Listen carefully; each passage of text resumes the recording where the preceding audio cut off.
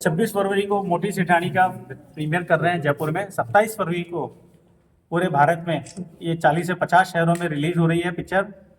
इस पिक्चर को बनाने का मकसद ये था कि जुन्नू वाली दादी जी का भारत में सबसे बड़ा मंदिर है और एशिया का ये 2nd नंबर मंदिर है, लेकिन इसकी विख्यातता अभी तक इतनी लेवल पर नहीं है जितनी होनी चाहिए। कुछ तो राजस्थान सरकार की उदासीनता है और कुछ लोगों को अज्ञानता है कि मालूम ही नहीं है कि भारत का सबसे बड़ा मंदिर राजस्थान में जुन्नू में ये है स्थित है। तो इसी कारण से हमने इनकी ये पिक्चर बनाई है। इसमें जो नारायणी है जुन्नू वाली दादी जी, उनका इतिहास ये था कि ये द्वापर के युग में अभिमन्यु की पत्नी थी, कृष्ण की भानज थी और विराट की पुत्री थी। जब अभिमन्यु जी वीरगति को प्राप्त हुए थे तब इनको सती होने का उस वक्त मन था, क्योंकि उस वक्त सती होने की प्रथा थी। लेकिन इनके गर्भ में शिशु होने से कृष्ण भगवान ने इनको रोक लिए थे। उसके 2 कारण थे कि पांडवों का वंश चलाने वाला केवल एक यही बालक बचेगा, दूसरा उनकी भागवत सबसे पहले यही कराएंगे। तो कृष्ण भगवान का ये 2 कारण से इन्होंने उसको सती होने से रोक लिया था और वरदान दिया था कि तू कलयुग की महासती होगी। वही उत्तरा का जो बालक है वो राजा परीक्षित के नाम से प्रसिद्ध हुए और इन्होंने 750 वर्ष पूर्व कलयुग में जन्म लेकर नारायणी के नाम से ये डोकवा गांव में जन्म लिया इन्होंने। और तंदनदास जी, अभिमन्यु ने तंदनदास जी के नाम से जन्म लिया और वो हिसार में बसे। तो मुकलावे के दिन इनकी फिर से वही इस तरह से युद्ध में तंदन जी की वीरगति पे प्राप्त होने पे इन्होंने सतीत्व रूप लिया था।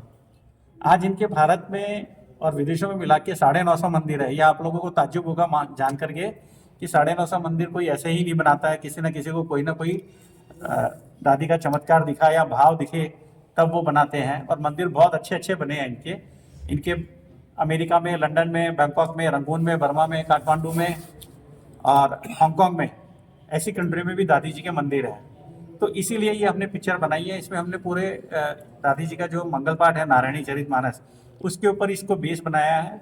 इसमें दादी जी का जन्म उत्सव, पूर्व जन्म की कथा, दादी जी का ब्याह, फेरे, सब आनंद मंगल, विदाई और दादी जी का युद्ध, ये सब हमने इसे बहुत अच्छी तरह से दिखाया है। इसमें 5 गाने हैं, 5 भजन है। इसमें 5 भजन में हमने सारे भजन अलका याग्निक स्टूडियो या और सुरेश जी वाडेकर के स्टूडियो में रिकॉर्ड किया है। इसमें एक भजन सुरेश वाडेकर जी ने भी गाया है। इसके म्यूजिक डायरेक्टर सतीश डेरा जी है, जो रविंद्र जैन जी के शिष्य हैं। इनमें कुछ भजन पूनम जैन ने और जो उनके रविंद्र जैन की सब इनके संबंधी हैं उन्होंने गाए हैं। मतलब गाने भी बहुत अच्छे हैं, पिक्चर भी बहुत अच्छी बनी है, हाई रेजोल्यूशन पे बनी है, ट्रैक साउंड बहुत अच्छे हैं, बैकग्राउंड म्यूजिक बहुत अच्छा है।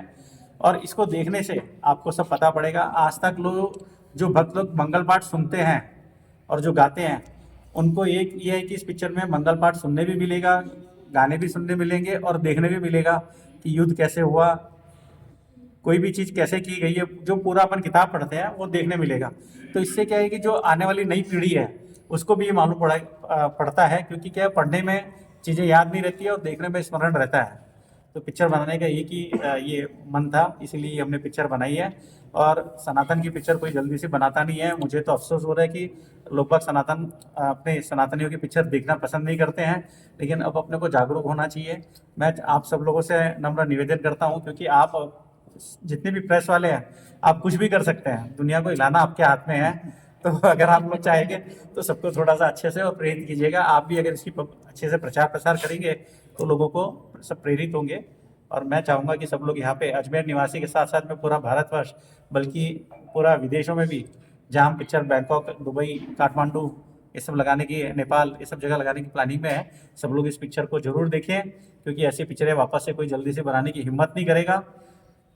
तो यही मेरा आप लोगों से शूटिंग कहाँ पर की गई है और कितने दिन चली? फिल्म की शूटिंग हमने जुन्नू के आगे, जुन्नू डिस्ट्रिक्ट में यलसीसर गांव है, वहाँ की 27 दिन फिल्म की शूटिंग चली है। वहाँ पे हमने 6-7 हवेलियाँ ली थी। उन हवेलियों में थी हमारे 4 गेस्ट हाउस थे, जहाँ पे हम सब कलाकार, आर्टिस्ट सब हम रुकते थे। 7 हवेलियों के अंदर हमने इनमें शूटिंग की है। पूरा गांव था। आउटर शूटिंग हमारी 5-7 किलोमीटर उसी के शहर में, यलसीसर में ही हुई है। तो सारी चीज़ें बहुत एकदम नया था, एकदम नई चीज़ें थी। आज जो हमने हवेलियाँ ली है, ऐसी हवेलियाँ आपको अच्छी अच्छी जिसमें बड़े बड़े हीरो काम करते हैं, वैसे में भी आपको ये हवेलियाँ देखने नहीं मिलेगी, क्योंकि ये हवेलियाँ सार्वजनिक तौर पे किसी को दिखाई नहीं जाती है। मुख्य कलाकार कौन है इसमें? इसमें मुख्य कलाकार एक्चुअल में क्या था कि हम बड़े कलाकारों को ले सकते थे, इस पिक्चर को बनाना चाहो तो कल बाहुबली की जैसी भी बना सकते हो। लेकिन इसमें क्या है कि इसको देखने वाले जितने लोग हैं पिक्चर को, इसलिए इसमें नहीं ली है, बड़े कलाकार नहीं लिए। इसमें हमने वही कलाकार लिए जो दादी जी के भक्त लोग हैं, जो दादी जी को जानते हैं, जिससे कि वो उस भाव में उसमें काम कर पाएंगे। इसमें कई है जो मंगल पाठ करते हैं, मंगल पाठ के सिंगर हैं, दादी जी के भक्त लोग हैं। कुछ अजमेर से थे, कुछ झुन्नू से थे, कुछ कलकत्ता से थे, जयपुर से थे, सब भोपाल से भी थे, बम्बई से भी थे, सब मिले जुले हैं। और हर एक को हमने मौका दिया। जिस मेरे पास में जिनका भी फ़ोन आया, किसी भी दादी भक्त का, किसी सिंगर का, किसी का गायक का फ़ोन आया कि नहीं हमको काम करना है, मैंने तो उनको यही कहा कि आप तुरंत गाड़ी पकड़ो और आ जाओ। और सबको मौका दिया, जितना हो सका हमने मौका दिया। उसका कारण भी यही था कि वो ज़्यादा से ज़्यादा प्रचार प्रसार कर पाएंगे, क्योंकि एक छोटी कम्युनिटी है इस पिक्चर को देखने वाली, तो इसलिए हमने उन सबको मौका दिया। राजस्थान सरकार से इस फिल्म को टैक्स फ्री कराने के लिए कुछ वार्तालाप? मैंने उनको भजनलाल जी सर को मैंने एक पत्र दिया है, दिए हुए भी काफ़ी समय हो गया है। मैं फॉलो वापस से करना है उनका, लेकिन मुझे लगता नहीं कि ये मुझे टैक्स फ्री मिलेगी।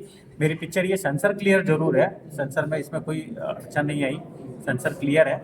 हमने दिया कुमार जी को और इनको इनवाइट भी कर रहे हैं, भजनलाल जी सर को हम इनवाइट भी कर रहे हैं। इसके अलावा भी कुछ लोगों को, मंत्रियों को, काफ़ी को हम इनवाइट कर रहे हैं प्रीमियर पे। अब देखते हैं कौन कौन आते हैं और कैसे क्या होता है। हमारी पूरी कोशिश रहेगी कि ये सब लोग आएँ, क्योंकि राजस्थान के थीम पर फिल्म बनाने वाले कोई है ही नहीं आज की तारीख में। क्योंकि इसका कई कई कारण है कि राजस्थान सरकार की उदासीनता है।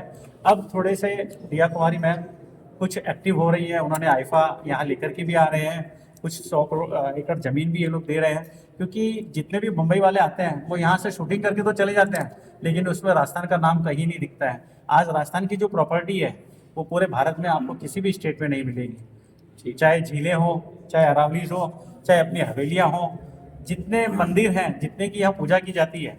मतलब मैं गर्व करता हूँ कि मैं राजस्थान का हूँ, लेकिन मुझे इस बात का दुख भी है कि हम राजस्थानी होकर के हम राजस्थान को बढ़ावा नहीं देते हैं। और महाराष्ट्र में आज क्या है कि एक शो हर थिएटर में कंपलसरी रखा गया है, तो उससे क्या है कि उसको फिल्म को प्रमोशन मिल जाता है। अभी तक तो हमारे यहाँ पे सब्सिडी का भी कोई मतलब बहुत ज़्यादा लोगों को जानकारी नहीं है कि इसको पिक्चर को सब्सिडियाँ मिलती है करके। तो मेरा तो राजस्थान सरकार से ये निवेदन है कि ये बहुत बड़ा उद्योग बन सकता है फिल्म का, अगर हम इसको बनाना चाहें। क्या बजट रहा है इस फिल्म का? इस फिल्म में हमें अभी तक हमारे 2.5 करोड़ रुपए लग चुके हैं, और अभी जैसे हम इसको रिलीज की तैयारी है तो इसमें 40-50 लाख रुपए और लगने की उम्मीद है। संजय जी, जब भी कोई धार्मिक फिल्म बनती है काफ़ी चीज़ों का उसमें ध्यान रखना पड़ता है, क्योंकि कई उनकी भावनाएं तो किसी के मन की बात। ऐसे में सबसे बड़ी बात ये भी रहती है कि फिल्म के अनुरूप कलाकारों को ढूंढने में उस रोल के अंदर फिट बैठे, कितनी परेशानी आपको झेली? ये सब काम मेरी बेटी निम्मी तुलसिया ने किया। वो बीटेक सीएस है, उसने बहुत अच्छे से काम किया। मतलब कई बार तो उन्होंने डायरेक्टर को, जैसे हम लोग डायरेक्ट भी मैंने ही किया है, मेन डायरेक्टर, और ये चीज़ थी कि नहीं ये इनको सूट नहीं करता है। जैसे अभी हमारे ये मोहित जी बैठे हैं पीछे, तो इनको तंदन का रोल देना है। इसमें एक हमारे राणा जी भी थे, जिनका राणा जी का रोल किया, वो सेनापति का रोल था तंदन जी का, वो दिवाकर पाठक। किसी ने कहा कि नहीं इनको राणा जी का दे देते हैं, तो नहीं ये भोले से लग रहे हैं, मासूम से लगते हैं। तो मेरी बेटी ने यही कहा कि नहीं इनको इनका रोल देना चाहिए। कई ऐसे जगह थे तो रोल, जैसे मनीषा जी को निम्मी ने सिलेक्ट किया कि नहीं ओके परफेक्ट है, तो इस तरह से मेरी गुड़िया ने वो सब काम किया। मेरी बेटी निम्मी तुलसियान ने मुझे उसका बहुत सहयोग रहा। वो लोकेशन पे पूरे दिन मेरे साथ थी, और मेरे साथ में उसने बल्कि मुझसे ज़्यादा ही उसने काम किया, क्योंकि डायरेक्शन में प्लानिंग दी, कास्टिंग में प्लानिंग दी, और प्रोडक्शन हाउस में जो जो चीज़ की नेसेसरी थी वो भी चीज़ प्लानिंग दी। ड्रेस कोड में भी देखा, तो उसने काफ़ी एक्टिव से ये काम किया है। फिल्म में क्या सावधानियां रखी गई है? फिल्म में हमने जैसे घोड़ों का यूज़ इस्तेमाल किया, हमने उनका पूरा ध्यान किया। अब हम जंगल में शूट कर रहे हैं तो वहाँ पानी नहीं था, उनको भी बिस्लरी का पानी पिलाया गया। तो ऐसा नहीं है, हमको चारा वगैरह सब दिया। हमने किसी का भी मन नहीं दुखाया। कोशिश यही थी कि हम किसी का मन नहीं दुखाएं, क्योंकि सब हमारे अतिथि थे, मेहमान थे। हमने सबको भगवान स्वरूप रखा। फिर भी अगर कोई किसी से त्रुटि, मुझसे कोई त्रुटि हो गई होगी तो उसके लिए मैं क्षमा ये पहली पिक्चर है आपकी ये? हाँ जी, मैंने केवल ये श्रद्धा भाव के हिसाब से ही पिक्चर बनाई है। उसके 2-3 मुख्य कारण थे कि ये भारत का सबसे बड़ा मंदिर है, इसकी लोगों को जानकारी मिले, दूसरा श्रद्धा भाव, और जुगनू भी विश्व पटल पे आए, क्योंकि राजस्थान में हम किसी को भी इतना बड़ा कर ही नहीं पा रहे हैं, कोई भी चीज़ को। मैंने कहा ना, जैसे स्थानों को अपन बड़ा ही नहीं कर पा रहे हैं, तो इसको बस एक ये करने के लिए मैंने। चलिए, क्या संदेश देना चाहेंगे सभी को आप? देखो, वापस से भारतीय जनता पार्टी की सरकार है, मैं पॉलिटिकल आदमी नहीं हूँ, लेकिन सब लोगों को हम सबको अपने धर्मों की रक्षा करनी चाहिए। और मैंने ये जो पिक्चर बनाई है, इसमें हमने बहुत सारी चीज़ें भी बताई हैं। मतलब एक पारिवारिक पिक्चर है ये, जन्म, विदाई, कैसे बचपन में अल्लाड़, बचपन में जैसे हम बनाते हैं पिक्चर, ये है। और एक नारी शक्ति को भी बताया है इसमें, एक नारी क्या नहीं कर सकती है। एक नारी शक्ति जो चाहे वो कर सकती है। तो एक नारी शक्ति की महानता है, नारी शक्ति की सोच है।